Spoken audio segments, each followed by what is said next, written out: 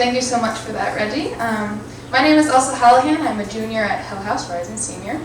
I am a second-generation Moroccan American, and so it's fitting that my project is titled The Moroccan Race, and it explores race in North Africa as a whole, but I focused really specifically in Morocco and just how Moroccan Americans racially self-identify themselves. So my project takes the form of a podcast. It's actually a series of 3, and so what I have for you today is the first one, titled World, which explores the history of race in Morocco, Black indigeneity, and how these histories impact how Moroccans presently racially identify themselves. So thank you and enjoy.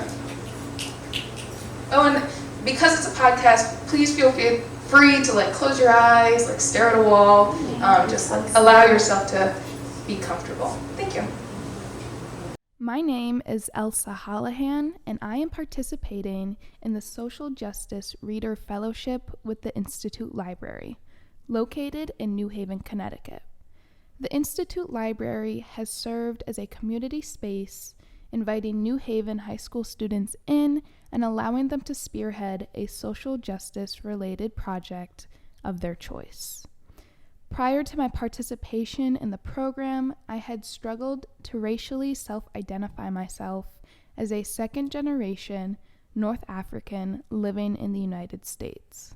Consequently, the objective of my project is to convey the complexities of racial self-identification and how race affects individuals and communities in a myriad of ways, through my voice and experiences being a young Moroccan American. I hope to portray the many factors involved in determining one's race that revolve around world or history, community, and identity. This is Podcast 1, World, where we will be exploring the geopolitics, history of enslavement, and present-day racial discrimination in North Africa. This podcast will also affix the ways in which ethnic and ancestral histories impact how we perceive race broadly and impact our racial self-identifications. I would like to begin by defining which countries comprise of North Africa based on my research. From east to west, North Africa includes Sudan, Egypt, Libya, Tunisia, Algeria, Morocco, and Western Sahara. I feel it's also important to emphasize the distinction between Morocco and Western Sahara. Oftentimes I see images of the two countries put together and associated as one. Western Sahara is largely desert and home to a sparse population. Western Sahara was also formerly known as the Spanish Sahara after its Spanish colonization. That is, until it was annexed by Morocco in 1975. Geopolitics can be defined as the influence of geographical factors in politics, especially relating to international affairs. I feel this term is especially relevant, seeing as there are natural geographical barriers that embody the separation between North Africa and the rest of the continent, also known as Sub-Saharan Africa. For example, the Atlas Mountains, stretching 1,200 miles from southwest Morocco to northern Algeria and Tunis to the east, create a natural border containing most of Morocco from the Saharan Desert that lies to the south. The Sahara Desert is the hottest and largest desert in the world, measuring at about 3,300,000 square miles of land and stretching across most of the countries in North Africa. For comparison, it is about the size of the United States. I encourage you all to search up a map of the Sahara Desert. It's quite astonishing. Similar to the country, Western Sahara, the Sahara Desert as a whole has one of the lowest population densities, with just 2.5 million people living in the area. Scarce water sources, inaccessibility, and high temperatures make living conditions quite taxing. The term Berber derives from the Greek barbaroi and the Latin barbarie, and was used by the dominant Arabs to designate those who spoke a different language. The Berber people are also known as the Amazigahs, which means roughly free people or free men. The Berber people are classified as the indigenous peoples of North Africa with a current population of 20 million. The genetically predominant ancestors of the Berbers appear to have come from East Africa, the Middle East, or both, but the details of this remain unclear. However, significant proportions of both the Berber and Arabized Berber gene pools derive from more recent human migration of various Italic, Semitic, Germanic, and sub-Saharan African peoples, all of whom have left their genetic footprints in the region. The origin of the Berber people is unknown, and they are not a single ethnic group. Yet in many cases, racial whiteness being indigenous to North Africa is posited, simultaneously configuring the Berber people as racially white. This assumes that racial blackness is therefore non-indigenous to the region.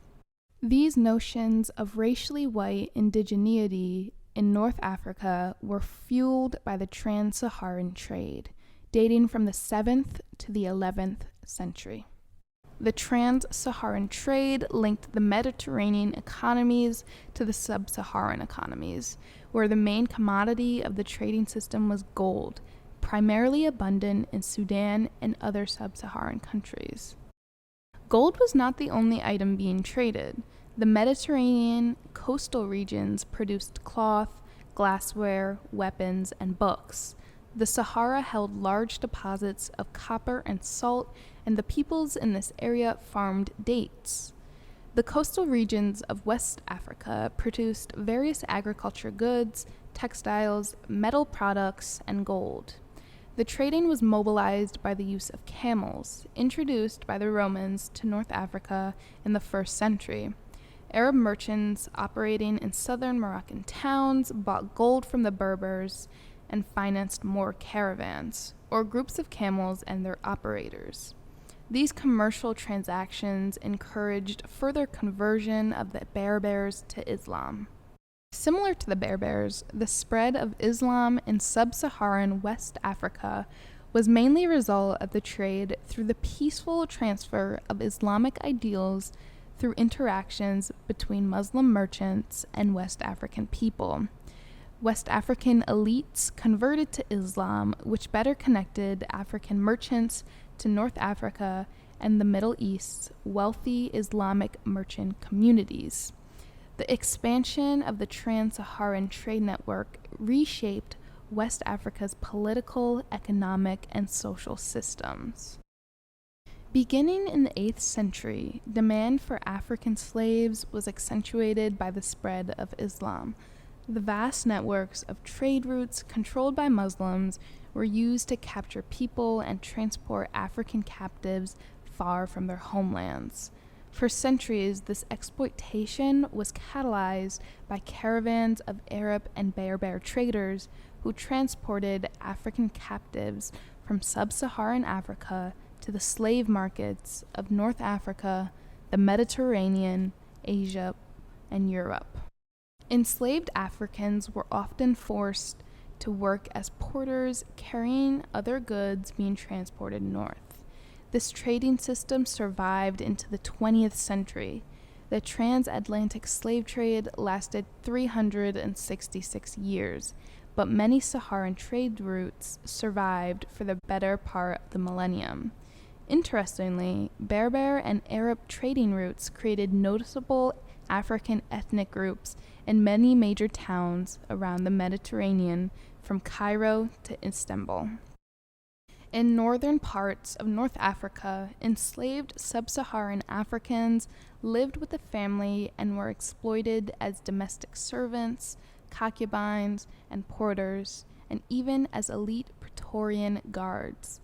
This differs from the exploitation of enslaved sub-Saharan Africans in the Saharan part of the trade, who were forced to work grueling hours in the vicious sun, partaking in the farming and herding that transpired. Enslaved Africans were forced to work without pay. They were bought, sold, rented, given away, and even loaned. They needed permission to marry, and families were routinely broken up to the economic advantage of slave owners. they could literally be worked to death without consequences for their masters. Historically, the slavers in the Sahara have been Islamicized, Arabic-speaking, Arab Berber, and Tamazight-speaking Berber Tuaregs, with both groups self-identifying themselves as white. Under rising nomadic power, both Arabic-speaking and Berber Tamazight-speaking cattle farmers began to use racial identity to justify their position of domination over sedentary communities. Because of this, prior to European colonization, race in the North African region functioned primarily to legitimize the domination and enslavement of people defined as black. The enslavement of black Africans served as a source of prestige for the wealthy as much as a free labor supply in North Africa. While the slave trade was officially outlawed in Tunisia in 1841, in Algeria in 1848, in Libya in 1856, in Egypt in 1887, and in Morocco in 1923, there are long-lasting manifestations of slavery in North African countries. The lingering influences of slavery has made anti-black racism prominent in these regions, as well as a prominent association between blackness and slavery. With this association and in turn presumption that blackness is inferior, whiteness is then linked to Arabness, superiority, and normative belonging. These systems of racial superiority ratify notions and constructions of blackness being non-indigenous to North Africa. Racist depictions of black characters in North Africa are embedded in the region's popular culture. Anti-black tropes are incorporated into performances to portray a sense of whiteness in the performer's audience and overall cultural environment. Countless mockeries of Sudanese culture have been enacted throughout North Africa by means of blackface, racialized language, and stereotypical representations. Manifestations and legacies of slavery in Morocco also include widespread poverty, employment, and social insecurity for black people. The influx of sub-Saharan black migrants to North Africa or seeking passage to Europe has increased anti-black racism in North African countries. In the northern parts of North Africa, black people are racially insulted by words including the Arabic translations of the words slave and servant. Leslie Gross Ritson is a political geographer and lecturer of African and Middle East Studies at Yale University. In 2001, she moved to Morocco and taught English. While she was there, Gross Ritson became aware of the intensity and growth of the Moroccan border. She then went back to school and studied the ways in which border control and enforcement impacted Moroccan society and its people, as well as the migrants traveling through the Sahara and into Morocco. I first asked Gross Ritson, in what ways is racial discrimination systemic in Morocco? There's been a long history, much longer actually than the transatlantic slave trade, of people being forcibly transported, usually through conquest and war, up into Morocco. So blackness, people who are black or dark-skinned, are often thought to be descendants of slaves in Morocco. That's actually not entirely true. There are indigenous people, dark-skinned and black people as well in Morocco, usually who are Berber speakers. But it became associated with this history of enslavement in the region. So that's like the local context and understanding of Morocco.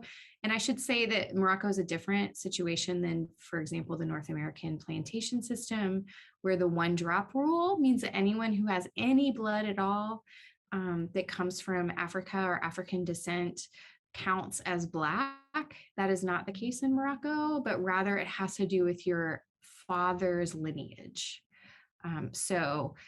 You can be quite dark-skinned, but if your father is understood as not Black or as an Arab or Amazigh or Berber person, they aren't necessarily identified as that. So there's an anthropologist named Marta Scaglione who calls it social Blackness. The understanding of who is Black and who is not doesn't map onto phenotype.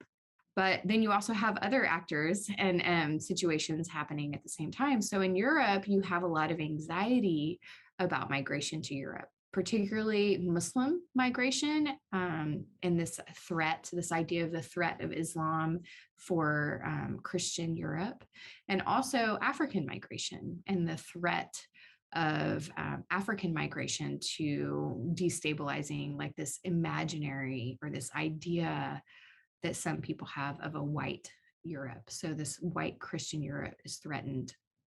So after the 1990s, Europe started investing a lot of money in North Africa and getting North African countries to cooperate in preventing their own citizens from migrating illegally or clandestinely, and also preventing people south of the Sahara, sub-Saharan Africans, from migrating. And that idea about unauthorized migration, or eventually, because of changes in law, illegal migration of West and Central Africans, began to change the way that Moroccans understood Blackness, because suddenly Blackness became associated with illegality and not belonging, being out of place. So even for dark-skinned or Black Moroccans, if they traveled kind of outside of their immediate social circles where they were known, they might be mistaken as West or Central African migrants and considered not belonging. So these ideas of race have to do a lot with who belongs and who doesn't belong. And they're, and they interact with each other and influence people's lives in various ways. Gross-Ritson then went on to explain systems of human identity categorization that specifically occur in Morocco. Yeah, Moroccans are, even in a single family, if we're looking at what people look like, right? Like Moroccans across, even in a single family, you have so much variety. And I think it's just because Morocco is a crossroads, right? For so many different people. And because race, again, follows the lineage of the father, you have a lot of instability in terms of who people think they are or how they identify.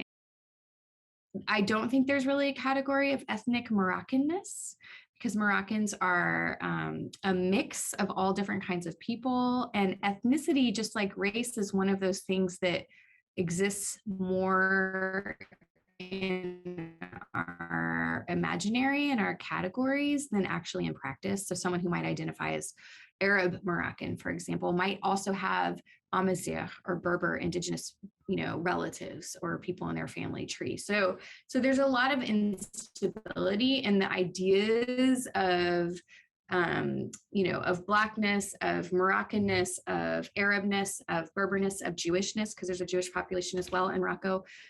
A lot of those kind of come from French colonial imposition and the French colonial project that said, like, you have to decide what you're this, you're that. You can't be multiple things. In researching and unpacking the histories of race in Morocco, I at times felt discouraged by the pattern of oppressive actions taken towards phenotypically Black and sub-Saharan people in the country and the consequent superiorization of whiteness in the region. Yet I feel that the ancestral and ethnic descendants of these histories have an obligation to direct the path of the time ahead. It is with the recognition of these oppressive histories that drive us forward to a more just future. Current and prospective generations are now tasked with the acknowledgement, acceptance, and upliftment of Black indigeneity in the North African region. Thank you very much for taking the time to listen to the first podcast in the Moroccan Race series. Make sure to check out podcast 2, titled Community, which has a focus on racial communities, community alignment, and the impact our communities have in influencing our identities. they're finished up, I will make sure to send that information to Dune, and hopefully they will disseminate it to all of you. Thank you.